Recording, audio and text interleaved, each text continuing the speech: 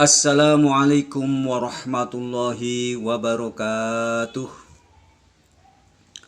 Bismillahirrahmanirrahim. Alhamdulillahil karimil khallaki. Wassalatu wassalamu ala sayyidina Muhammadinil mab'uthi litatmimi makarimil akhlaq wa ala alihi wa ashabihi. Apa kabar semuanya di pagi hari ini, keluarga besar Madrasah Tsanawiyah Negeri 7 Nganjuk, para ustadz dan ustadzah, demikian juga para tenaga kependidikan dan juga anak-anakku semuanya, putra putri siswa siswi Madrasah Tsanawiyah Negeri 7 Nganjuk yang saya cintai dan sangat saya banggakan. Semoga kalian semuanya menjadi anak yang soleh-solehah, anak-anak yang berbakti kepada kedua orang tuanya, sehingga dengan berbaktinya kepada kedua orang tua inilah akan menjadikan perjalanan kalian di dalam menuju ridho dari Allah Subhanahu wa Ta'ala akan bisa tercapai. Dengan demikian seluruh cita-cita kalian semoga diijabah oleh Allah Subhanahu wa Ta'ala. Di pagi hari ini di dalam kajian duha, Pak Nurholis kembali akan membahas tentang akhlak, tentang budi pekerti. Kalau beberapa waktu yang lalu sudah dijelaskan tentang tata krama seorang murid, tata krama seorang pelajar, baik itu untuk dirinya sendiri, untuk para guru-gurunya, bahkan juga untuk teman-temannya. Nah, untuk berikut ini perlu juga akan kami sampaikan tentang akhlak atau budi pekerti terhadap kedua orang tua, yakni kita agar sadar dan mengetahui sebagai seorang anak yang sejak kecil telah diasuh oleh orang tua, oleh ibu dan juga oleh bapak. Maka dari itu perlulah kita semuanya mengetahui seberapa ada hak-hak apa yang harus dilakukan oleh seorang anak untuk diberikan kepada kedua orang tuanya tersebut. Di dalam kitab Akhlak Mulia terjemah Taisirul Khalaq, karya dari Hafidz Hasan Al-Mas'udi, banyak sekali dijelaskan di situ tentang hak-hak seorang ibu, hak-hak seorang bapak yang harus dipenuhi oleh para putra dan putrinya. Kenapa ada hak-haknya juga dari ibu dan bapaknya? Karena kita harus sadar dan menyadari bahwa ibu bapak itulah penyebab daripada kelahiran seseorang, penyebab dari hadirnya kita di dunia ini. Jika tidak karena perjuangan daripada keduanya,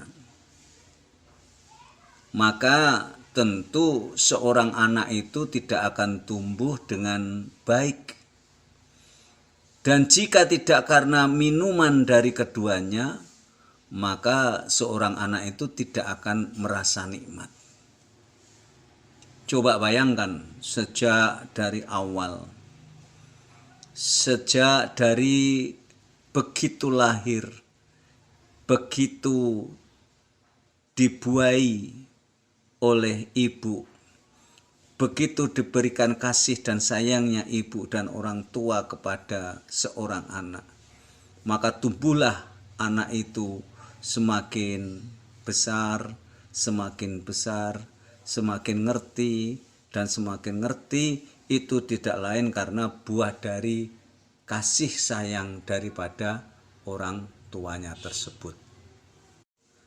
Adapun jasa seorang ibu adalah tentu yang pertama kali ibu ini mengandungnya anak tersebut selama 9 bulan dan juga perjuangan yang sangat berat adalah ketika melahirkan anaknya, dilahirkan ke dunia ini dalam keadaan yang sangat sulit, dalam harapan hidup atau mati.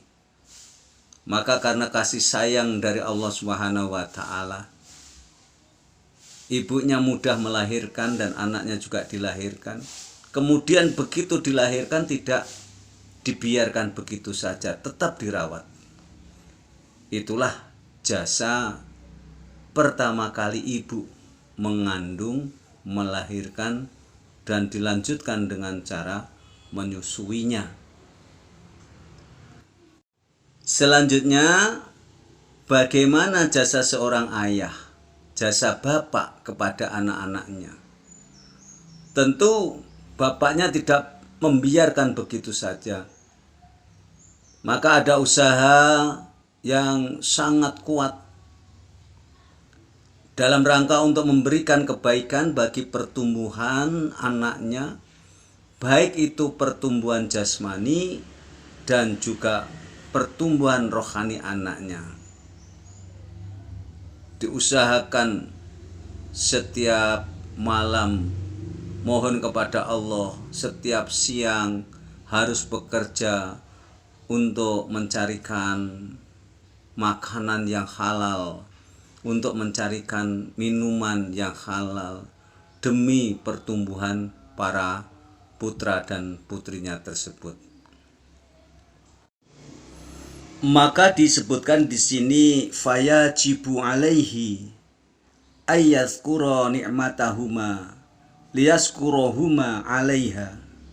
Fayajibu mongko wajib alaihi ing atase walad apa ayat kura yen to eling sapa walad nikmatahuma ing nikmate walidain liyaskuruhuma supaya syukur sapa walad ing walidain alaiha ing atase nikmat. Jadi merupakan nikmat yang sangat besar sekali ketika para bapak dan ibunya itu merawat dengan penuh kasih sayang. Dan tidak ada seorang bapak atau ibu begitu anaknya lahir itu dibiarkan, tetapi tetap dirawat dengan penuh dengan kasih sayang. Itulah usaha daripada orang tua. Selanjutnya, sikap apa yang harus dilakukan oleh seorang anak terhadap kedua orang tuanya tersebut? Wa ayyam tasila amrohuma illa idza kana bimaksiatin. Hendaknya seorang anak itu tidak menentang perintah ibu bapaknya. Perintah apapun tidak boleh ditolak, terkecuali jika orang tua itu memerintahkan untuk berbuat maksiat, untuk berbuat yang tidak baik, maka anak wajib menentangnya. Anak wajib tidak mengikutinya. Tetapi bukan berarti harus meninggalkan orang tua. Beda pendapat, akan tetapi anak itu harus selalu dan selalu menghormati kepada kedua orang tuanya. Sikap ramah, sikap dengan penuh kasih dan sayang, sikap dengan penuh lemah lembut harus ditunjukkan kepada kedua orang tuanya apabila memang ada hal-hal yang tidak sesuai dengan orang tuanya, bertentangan, tapi tetap harus menghormati, menghargai. Selanjutnya, sifat Atau sikap apa lagi yang harus dilakukan terhadap kedua orang tuanya bagi anak tersebut? Yakni hendaknya anak itu apabila duduk di hadapan kedua orang tuanya itu tidak boleh memandang ke atas, tapi lebih baik anak ini duduk sambil menundukkan kepala. Di samping menundukkan kepala juga menutup pandangan matanya dari berbagai kekurangan keduanya.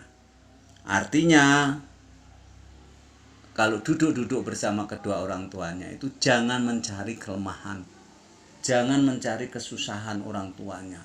Orang tua sudah berupaya dengan sebaik mungkin di dalam hal untuk memberikan materi, di dalam hal untuk memberikan nafkah, mencarikan makan dan minum, bahkan pakaian, segalanya.